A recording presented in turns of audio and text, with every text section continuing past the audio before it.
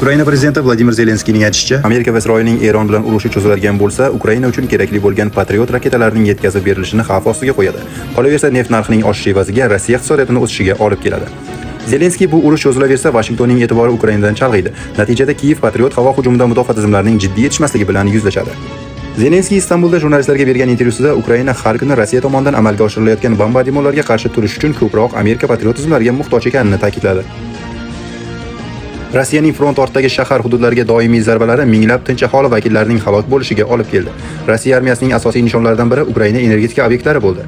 Moskva ularga hujumlar uyushtirib, dronlar va raketalar ishlab chiqarishni to'xtatishga, shuningdek fuqarolarning qishda issiqdan va suv ta'minotidan mahrum bo'lishga harakat qilmoqda.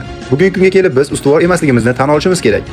Shuning uchun men qo'rqaman. Eron bilan uzoq davom etayotgan urush bizga ko'rsatilayotgan yordamni kamaytiradi.